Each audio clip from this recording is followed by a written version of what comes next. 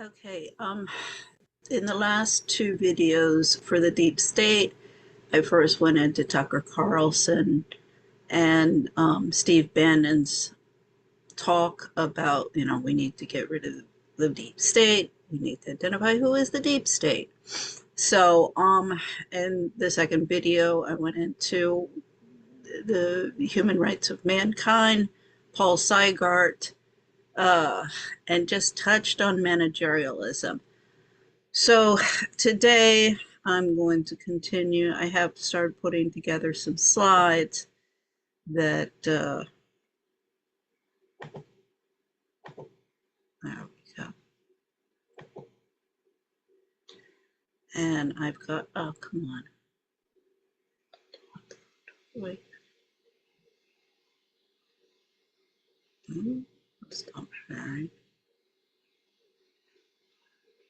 Sorry. There we go.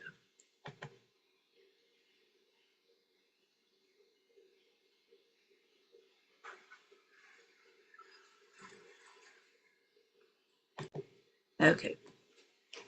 So, there's first, everything is about, what is the government? Right now, the question is, I'm not sure I put myself, uh, you know, who's the government? Everybody's going in how the government is being controlled. I was looking at an interview. Who was it? I forget. But they were talking, it's in here, Ian Carroll, I think perhaps.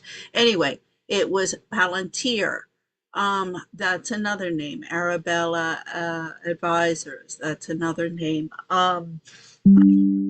We can go on and on and on, and then the Rothschilds, and there's all sorts of people buying, money being put here or there to hire these people or these groups.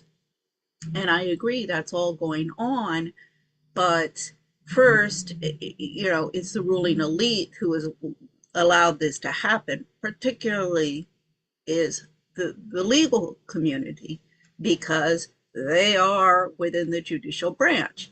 And this is where I really show in my own case against Spain, which challenges the jurisprudence Gonzalez Carreño versus Spain, that's 2014 CEDAW, that, it's the courts, that's where the application of your rights are applied. Because, everybody says, Black Lives Matter. Black people have the women's rights are human rights. You can see my video on women's rights are human rights, and my focus on human rights, because my focus on human rights has been everybody, from a holistic perspective, not favoritism for this group or that group. It's been application of constitutions, penal codes, civil codes, those are above the laws. So if there's a conflict in the laws, of course, that's where it goes to the Supreme Court, in this, the national levels, but then you have the international courts at the international levels. So anyway, these are all of the different rights, and here I have our rights are being chopped down by the war on terror and the war on guns. The right and the left are just using it as a political ploy to detract everybody's attention away from how their rights are being eroded. Thank God people are starting to wake up and smell the coffee. Candace Owens is really good about that. I'm reposting a lot of these things that I'm listening to on all my social media platforms. So what I want to point out here is, they're the three branches of government. They have their oversight. This is, explains basically what they're all supposed to be doing and how the checks and balances work. But then you got the Bill of Rights in the middle, because, excuse me, these three branches, and everybody works in these three branches of government, work for the people over here. We the people. Now these ones are taking a knee for George Floyd on, we got to take a knee for, you know, common sense, logic, because they keep on throwing democracy and only get back to basics. Yeah, democracy, we need it, but we need basics as well, because you guys forgot about that because everybody's squabbling over who has the most rights over everybody else. And Amnesty International, I mean, that's precious. I can't wait to see those people in court. See, I go to the legislative branch. Oh, you can see, I mean, this is precious. They'll be in these presentations. But it's the American Abroad Act. That's warned, excuse me, Taking Back America for the People activism website. And Sophie, it's some young woman in one of the congressional offices. And I mean, I'm just like, look at that video. Don't tell me you just don't want to take these little staffers and wring them by the neck and say, stop giving me attitude, you little so and so. And now she's gone and I think it's over at DOD or something. I mean, this has really got to stop. I was watching George Santos with Tucker Carlson, he's on his way to jail, prison, jail, go to prison. Yeah, that's a mess. Oh Lord, that poor man. They got rid of him because he actually wanted to do a good job. See, oh, everybody in Washington knows this. I mean, from top to bottom, you know, if you do a good job, they'll get rid of you real fast. Kiss ass or sleep with boss, men or women. Doesn't matter these days. Both are playing that game. See, the feminist movement has not improved the situation. It's just made equity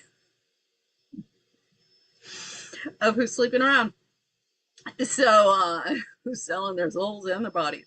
So, and then the executive branch, I mean, one of the problems, George Santos, he made the point that the legislative branch, they're just their stupidity. They've lost all power, and really they just hold the purse strings, and that's how they control the executive branch. And the executive branch, since it's not doing its proper oversight, and the government agencies, the federal government agencies, have just hijacked the executive branch. They're the ones who control the White House. The White House, I mean, everybody was, oh, Biden, the puppet. I mean, even Trump is a puppet. Now, I mean, I am just floored by, are we still talking about Epstein with the Pam Bondi? That's all over the internet. So, you know, he and everybody campaigned, Bongino, what is it, the FBI guy, Cash Patel, they all, we got to get to the bottom of this. We got to get to the bottom of this. And then, well, that's over. We got more important things to do. So what I have a tendency to believe, I think a lot of the conspiracy theorists would agree, yeah, this is coming from Israel, and the Jewish factions. And the thing is Trump, I mean, he's WASP. He's, well, German WASP. I'm pretty sure his, forget, but I think it's, I don't think it's English. I think it's more Germanic origins. So yeah, not Jewish. And he is a converted Jew. So, I'm like, excuse me. And this is not anything against the Jewish people. I mean, but the New York Jews, Wall Street, I mean, all of the Jews have to be, standing up and saying, wait a second, no, this does not represent who, we don't support this. and there are some issues there. I mean, with you've got Blankfeld in is that what's the bank? I forget if it's Solomon. They, they merge and then they go bankrupt so fast they can't keep up. But he's the big wig at the moment. And David Malpass, at the former head of the president of the World Bank. Why has he ignored me? Um, Harvey Eisenberg, who I went to school with at GW. Oh, and GW, I mean, at GW, when I went to GW, I didn't know many Jewish people. I mean, there had been a couple in Arizona. They got more presents in Hanukkah than we got on Christmas. So I was like, um, so anyway, but when I got to GW, I was like, why are you guys talking about Japs all the time? And I was like, I don't see any Japanese around here. And he couldn't stop laughing. He was from Cherry Hill, New Jersey. And he's at most of them were. And he said, Jewish American princes, Jewish American prince. It's like he was like only a guy would come out with that. And I'm like, what's a gay? Um, so yeah, guy are the ones that are Foxcroft. Oh yeah, okay, this is no different than the WASP, preppies, and yuppies, which is what Trump was. So he didn't change stripes; he just changed religions. Um, this has always been from day one. This has been my concern. Back in 2016, my concern about Trump is he is too much. He's a New York, robber baron insider. He's part of that gang. If not directly in their pockets, they've all got their hands in each other's pockets. Perhaps that's the whole line of them. That's how it's working. But yeah, he's part of that like workers' rights. And this is one of no taxes for the hospitality on tips. That's hospitality industry. Oh Lord, that needs reform. Much as Washington. Yeah, so that's all problematic. But I want to keep these down to, we'll do 1 or 2 slides per day. So there was, see, everybody keeps on insisting that this is the deep state. The deep state, are all of the think tanks, the military installations, the military personnel, the contracts, and of course that all plays into it. However, at the end of the day, what I keep on showing is it's the women's movement from the homes into the workplace, which I don't like using that, sentence, because women have always worked. I mean, the thing is all of these social climbing women have always wanted, a meal ticket husband so they wouldn't have to work outside the home and in the home, taking care of children, the family, and not really being able to have it all. You can't. They were sick and tired of burning the candle at both ends, and they wanted a meal ticket husband. So like my sister said the other day, to sit around a woman of leisure. She's doing it on welfare. Yeah, that's another story. So it's like a woman of leisure. This is how we ended up with the Stepford Wives and the Valley of the Doll pill poppers and Nancy Reagan's and Joan Crawford's and all of it. Um, you know, this just it gets my goat when, oh yeah, all of the these trophy wives, all of you wives just sit around doing nothing, and you're a bunch of bimbos and Real Housewives, and I'm like, yeah, that's kind of a problem. But not all women are like that. I mean, this is particularly where the anti-feminist, if you will, Phyllis Schlafly, went wrong. And she even said that the feminist movement was going to totally erode women's rights. Well, where has she been for the past 60 years? Oh, I forget, with her nonprofit and books and stuff. Where's Ed Martin on this? This is another, Janine Pirro. Where is she? Why are they ignoring me? Okay, these are deep state actors as well. I can promise you, you get the cases that I've built against the Washingtonians for the past 17 years that I've been here and get them into DC courts from the DC prosecutor. Oh, I'm going to have field day. That is going to be more effective than draining the swamp than anybody else out there. I can promise you. I've dotted my I's and crossed my T's. And as I said, when this whole thing started in 2007, and I saw what the courts and the judicial system in Spain and the lawyers, and I mean, yeah, I went through lawyers, but there is a good reason. I'm not the one who was crazy. They're the ones who were crazy. But I told everybody, I said, and see, everybody, oh, you're so nice. You're just a weak person. No, it's just such a mistake that people make. You fuck with me and I'll fuck with you, and you fuck with my kids and I'll really fuck with you. And one of the I forget if Nicole was there, Nicole King was there or not. I think she was there in Clemencia. And I said, "Oh, is that a threat or a promise?" First, I was like, "God, lady, you guys, you think everything's a threat. That says more about you than it does about me." But yeah, I don't make threats. I make promises.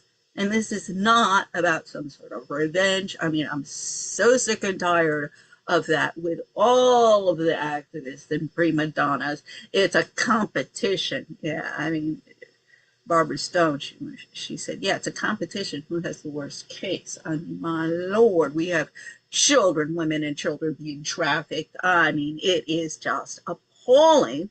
And everybody wants to get on a podium and give a speech and figure out who is the most oppressed or victimized person in this world. I mean, oh, Lord. I was fit to be tied when she told me that, but I said, yeah, I've been living with that for 15 years. That was, what, 3 years ago that she submitted this stuff? I don't even know where that is now. I mean, where is the press on all of that? That's been submitted to the International Criminal Court, as is my understanding from Barbara Stone. I've been beating my head up against the wall. We got the cases. I prepared the cases under the international conventions, constitutions, penal and civil codes. They are just, I have put them in a box with bows and jingles, and it is packaged up. All you have to do is get it into the courts, you freaking lawyers. I mean, technically, I can do it myself, but I will just be creamed and ignored. We're already going to have a problem if it's, submitted by real lawyers. I keep on telling all the ladies, those paper pushers, we do need them. It's going to be hard enough for that to be pushed through if it's done, just to the T. But, everybody's got to work together. That's another place where the deep state, envy, that's one of the 10 commandments. Thou shalt not covet. Covet, because covet comes into envy a lot. I'm looking at and Russell Brand's right about the one about I shall not worship any god but the one, and the idolatry there. Russell Brand's right about that one. So move on to the next one, the next slide. So this I'm gonna quickly just read a bit. Let's bring me into it. There it does. So this is on my LinkedIn account. I hope everybody will read this. Chomsky propaganda model, Cobham Hall, alumni journalist, the alumni journalist from Cobham Hall, aristocracy and international elite versus Foxcroft robber barons. Okay, so that's in a nutshell. So in my efforts to find journalists willing to expose how RFK Jr.'s 2024 presidential campaign has been sabotaged by his managers, staff, volunteers, and even millionaire donor Tim Mellon, I contacted several celebrity journalists from my alma mater in England, Cobham Hall, Marianne Seigert, Annabelle Hesseltine, Michal Hussein, oh, precious, the interview with Elon Musk. Elon Musk puts her in her place. Oh, I loved it. Anjali Rao and Alex Crawford. Okay, Alex Crawford, she's a war correspondent. Uh, whole can of worms there with like, let's prevent wars, then let's just, oh, I like going and covering them. And then Marianne Seigert, I mean, that's the best of all. Well, the authority gap, why women are not taken serious, and what we can do about it. Behave more seriously. Stop talking about your orgasms, your abortions, and you know, sexual conquest with kids, boys half your age. I mean, I just fail to understand how, with a 50-year-old woman sleeping with a 20-year-old kid, is, wow, something to celebrate. And when it's a man with a woman half her age, oh Lord, it's pedophilia. So, yeah. So, I mean, let's go back to this.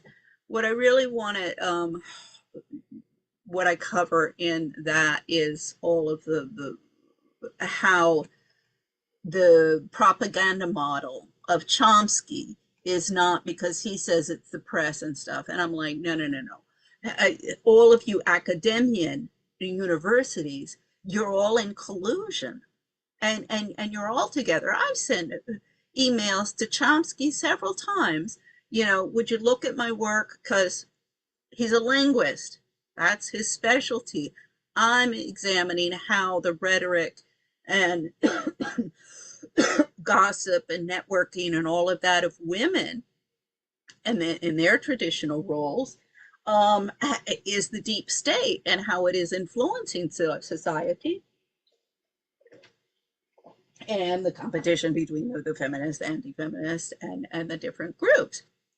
I mean, hey, I go, oh yeah, I'll check into it. That was years ago. I don't think he's long for this world. He is almost 100. But my whole thing, I mean, one of the points that I make, going through this and with this slide is, okay, Chomsky, he's a Marxist, communist, Nobel Prize guy, supposedly this genius, and he's smart. Yeah, okay, he's smart, but I can go into several hours on Chomsky and from the beginning to end, but also see Israeli. Now he's always pro-Israeli, so um, see, he's another actor in the deep state. Now, why? I mean, if Chomsky, oh, listen to Ms. Wilcox, and all of this stuff that she's coming out. I mean, people all of a sudden, oh, I get into this celebrity group. This is just like in Hollywood trying to get your big break into the movie business. Same can of worms. But the point that I'm making here is Chomsky lives in Tucson, Arizona, on Marxism, Chomsky, and Hope for the Future. So this is his $1 million home in Tucson, Arizona. This is not far from where I grew up. This is near the Casas Mora. His place is more up from the Casas Adobes, like Catalina Foothill. What was it? Catalina High, I think, was out there. I forget, but it was another high school. So up above Casas Adobes, his house. So mine, as I say, it's basically same area in Tucson, and this is the house that I grew up in. And I even have a drawing that I did of these mountains. This was every morning I would wake up to this. This was my I would see. So I loved that place. That was where I grew up. So anyway, down memory lane. So, and this is like Tucson back in, I forget which, like 1950 or something like that. And this is TMC, Tucson Medical Center. That's where my father worked. That's my father. There's a link to his obituary. What I've been trying to do, I have a profile for him on LinkedIn as well. Been trying to find cardiologists, people in the medical community to continue with his work on deep vein thrombosis. He was world renowned, and people are starting to recognize that he was right. But a lot of things, oh, my poor dear father. See, this is also, yeah, one of the reasons why I will not, succumb to the feminists and all of their bullying and their intimidations that all men are evil and women are, these angels of mercy and victims and everything. Because I grew up seeing a very, very different story. This is the mommy dearest, and my dad, I would say, is a lot like Ronald Reagan. Seemed like, what I hear from Ronald Reagan, very, very wonderful man, very, very nice man. Didn't always agree with his politics, but he was always, I think of good faith. Nancy Reagan, she's another can of worms, just like my mom. And she's really brought some, in her efforts to destroy me. Well, first she destroyed herself. Same with my older sister. Same with my other siblings and everybody I know. But, unfortunately, it is what it is. In that situation, I agree with everybody. It is what it is. So that's, my thing there is paradoxically, here is Marxist Chomsky and sitting in his $1 million home in Tucson, Arizona. Now, his fortune has been amassed in the universities and giving speeches and, pushing for a Marxist society, but at the same time, Israeli loyalist. So, yeah, I'm like, and here I am in Washington working for workers' rights and, challenging the Marxist, how shall I say it, the Marxist, the fight between the communist and the capitalist in a nutshell. And I guess that'll bring me to the third slide. So there's, let's see, I have some, I guess here, I don't really have any videos in that one. I put in some of the video links here. I have some video links here. So that brings me really into, the fight between the capitalists and this insistence of capitalism versus communism. The James Burnham here, this is a really, really good explanation. This is Jeff Deist, and you're listening to the Human Action Podcast. Ladies and gentlemen, welcome back once again to the Human Action Podcast, the show where we are not afraid to read and review and tackle important books in the world, and in hopes of getting you to consider and read some of these original and primary sources as well, because I think we can all agree that we have become too dependent on the commentariat and also on social media for sort of shaping our worldview. And sometimes it's helpful to slow down and get back to those primary sources. Now, those of you who've been listening along, we've had some great shows. Recently, we've delved into some history and some other areas outside of economics, and we're going to continue to do that today. You may recall that last week I did a solo show on a book by Yannick Wasserman called The Marginal Revolutionaries, which was a left... Okay. For that, he had a huge influence on George. But I won't.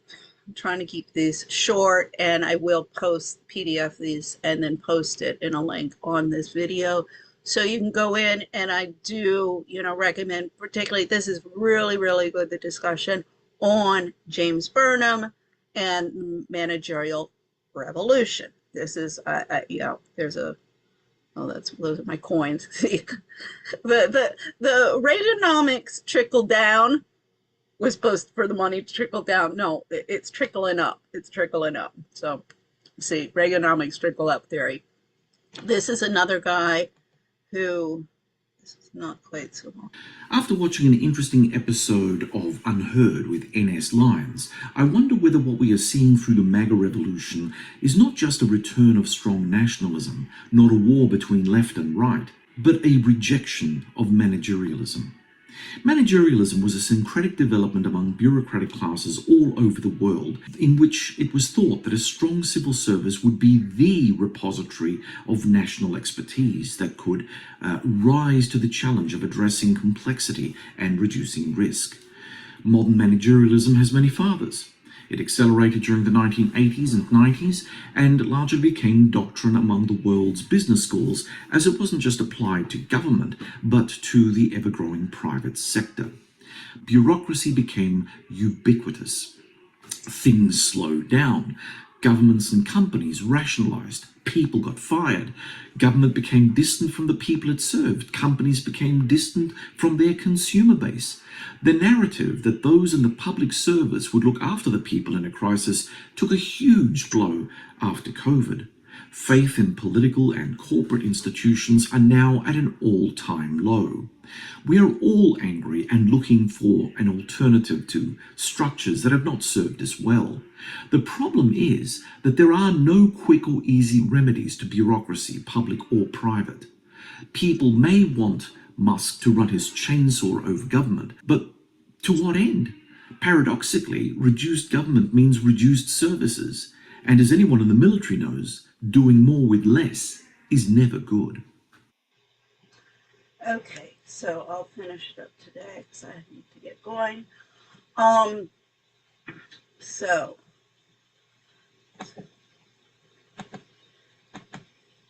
that was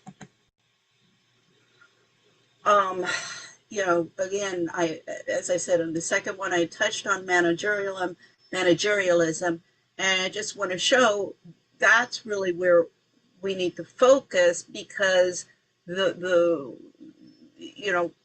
and stop with the capitalism, communism, that's bullshit, and focus on allocation of resources. I don't care if you're a capitalist or a communist, you're focusing on allocation of resources.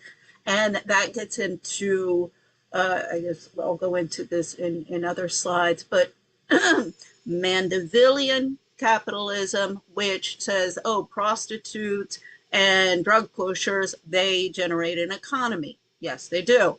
But so do, as Adam Smith, cobblers and bakers also produce economies. So it's a shift of allocation of resources in a capitalist, free trade capitalist system. That means to stop telling homemakers that they're stupid idiots and don't know anything and can't get any money from capital interests. Free trade, free access to investment monies. So that is it for today. Stay cool because we got a heat wave apparently coming. Oh Lord, it's 91 degrees here. Have a nice day.